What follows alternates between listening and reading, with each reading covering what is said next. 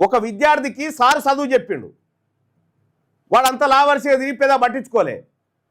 ఆ తిరిగిన రెడ్డి అని పోరానికి వచ్చింది, చదువు చెప్పిన సార్కు రాలే గ్రూప్ 1 ఉద్యోగం. చాలా మంది జరిగింది ఇది. వానికి చదువు రాదు, వానికి గ్రూప్ 1 వచ్చింది, వానికి చదువు నేర్చుకోరా అని మొత్తం పుస్తకాలన్నీ పఠనం చేసిన సార్కు రాలే గ్రూప్ 1. నేను చెప్తా ఉన్నా నిరుద్యోగ సోదరులారా, ఇక్కడ ఏవైతే ప్రేరేపిత ఉద్యమాలు జరుగుతాయో వాస్తవాన్ని గ్రహించండి. ఇక్కడ ఈడబ్ల్యూఎస్ను ఖతం చేయకపోతే ఎన్ని నోటిఫికేషన్లు వేసినా నీకు ఏమొస్తుంది?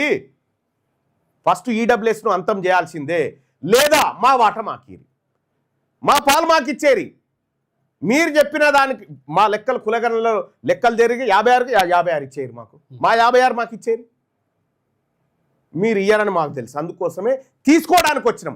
ఇంత అన్యాయం బీసీలకు జరుగుతూ ఉంటే ఇన్ని రకాల, మొన్ననే కదా లెక్కలు చెప్పింది, 11,500 కోట్ల రూపాయలు బడ్జెట్ పెట్టి 2,400 కోట్ల రూపాయలు ఖర్చు పెట్టని దుర్మార్గపు దొంగ అగ్రకుల ప్రభుత్వం ఇదని చెప్పిన కదా, అసెంబ్లీలోనే శాసన మండలిలోనే మాట్లాడి చెప్పిన కదా.